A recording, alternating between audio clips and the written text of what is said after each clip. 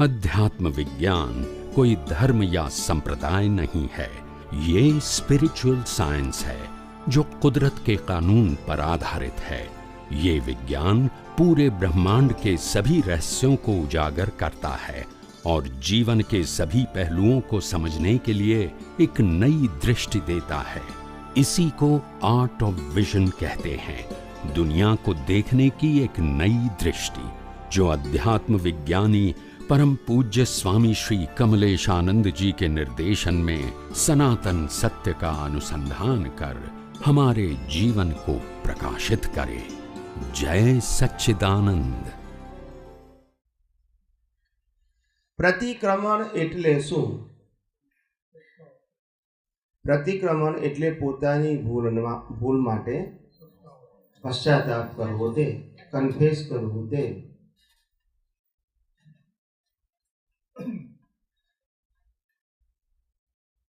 प्रतिक्रमण सेना माटे करवाना होय?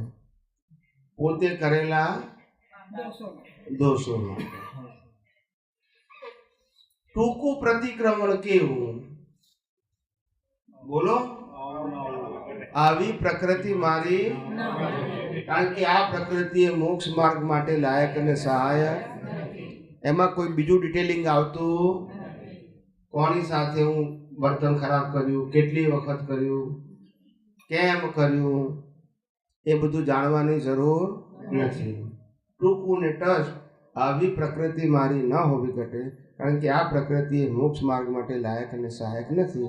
તમે સિગ્નેચર ના કરી એટલે કેરી ફોરવર્ડ થાય।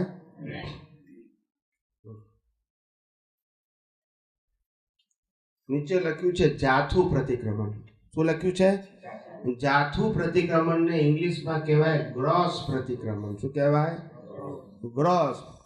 आँखों बंद करीने दिवस दरमियाननी बधी प्रवृत्तिने जोई लेवी मन वचन कायानी, अने पछी नक्की करवुं के भाई मन वचन काया द्वारा दिवस दरमियान विचारोना लेवले, वाणीना लेवले के वर्तनना लेवले जे जे कई दोषो थया छे ते सर्व दोषोनी क्षमा मांगु छुं, અને આવા દોષો ફેરથી ન કરું એવી હે પરમાત્મા આપ મને શક્તિ આપો।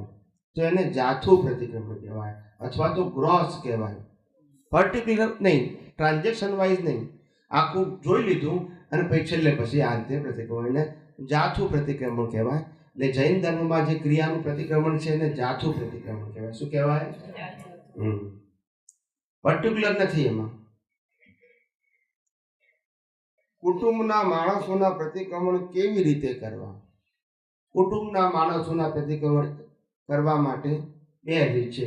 एक रीत छे के माराथी थई गयेला दोषोने याद करवा अने एनी माफी मांगवी, अने बीजું कुटुंबना माणसोना प्रतिक्रमण केवा करवा जोईए के भाई मारी साथे आ व्यक्तिनो जे कई हिसाब छे, मां तरीके, बाप तरीके, पति तरीके, पत्नी तरीके, भाई तरीके, बहन तरीके, ए कोई पण रिलेशननो जे व्यवहार छे ये तमाम व्यवहारनी अंदर व्यवहार आपणो केम ऊभो थयो? हिसाबने हाथे। शेना हाथे? माटे मने आवो मन वचन कायनो व्यवहार आ व्यक्ति साथे क्यारे पण ना जोईए, कारण के आ व्यक्ति साथेनो व्यवहार ए मोक्ष मार्ग माटे लायक अने सहायक नथी, शुभ अने अशुभ होई शके। शुं कीधुं?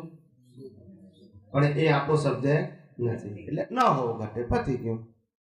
टूंकું करवानुं। शुं करवानुं?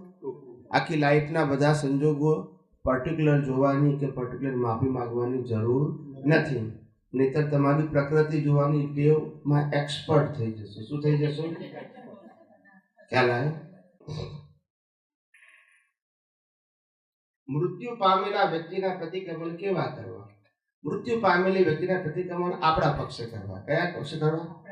के माराथी जे कई भूलो थई गई होय एनी हुं माफी आपुं छुं, અને તમારે મારી સાથે ભૂલ થઈ ગઈ છે એને મને ક્ષમા કરજો। એ આપણો ભાવ વ્યક્ત કરવો। પેલી વ્યક્તિ તો છે નહીં, આપણે આપણો ભાવ વ્યક્ત કરી શકીએ। આપણે જીવતા છે, પેલી વ્યક્તિ છે નહીં, એટલે આપણે આપણા પક્ષનું प्रतिक्रमण કરવું બંને પક્ષ માટે। શું કીધું? આપણે આપણી ભૂલો માટે એને માફી આપી અને એને જે કંઈ ભૂલો આપણી સાથે, આપણે જે કંઈ ભૂલ એની સાથે કરી છે એની માફી માગી લેવી। કુદરત એવું કહેશે, आध्यात्म मार्ग एवं कहे कि कदाच माफी मांगवी सहेली है पण माफ करवा सहेला नहीं। એટલે ઘણાને પૂછીએ ને કે ભાઈ તમારા જીવનના મુખ્ય પ્રસંગો કયા, તો આપણને 4-5 ગણાવે. પછી હવે આપણા મહાત્મા હોય ને જ્ઞાન લીધું હોય તો બચારે 5 થી 10,000 પ્રતિક્રમણ કરી નાખ્યા હોય એ ફાઇલના, અને એ સંજોગના પાછા. પણ તોય જાય એ કે છે કાળજે લખાઈ ગયું છે. ના સમજાય? આવું તમે સાંભળ્યું છે? હવે પછી એ પ્રતિક્રમણ ગમે એટલા કરે, શું ફેર પડે? કાળજે લખાયું પ્રિન્ટ થઈ ગયું. શું થઈ ગયું છે? અને પછી ડિસ્પોઝેબલ પ્રિન્ટ નહીં પાછી, કેવી? એની આગળ જઈએ. દ્રવ્ય પ્રતિક્રમણ અને ભાવ્ય પ્રતિક્રમણ એટલે શું? બંનેમાં શું તફાવત છે? દ્રવ્ય પ્રતિક્રમણ એટલે માત્ર શબ્દ બોલવા તે. ભાવ પ્રતિક્રમણ એટલે પોતાનો આશય જાહેર કરવો કે really I am sorry for that activities.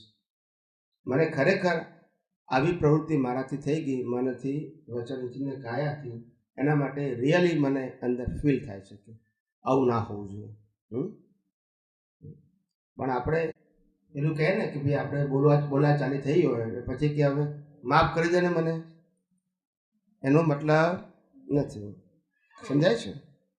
એટલે માફી એ ફિલિંગ હોવી જોઈએ. શું હોવી જોઈએ? ફોર્માલિટી નહીં. આપણા ભારતીય કલ્ચર અને વેસ્ટર્ન કલ્ચરમાં એક જ ડિફરન્સ છે. વેસ્ટર્ન કલ્ચરમાં ફોર્માલિટી છે ને ઇન્ડિયન કલ્ચરમાં ફિલિંગ છે. હંમેશા formality is looking good but not hard, and feeling is not looking good but it is હાર્ટલી.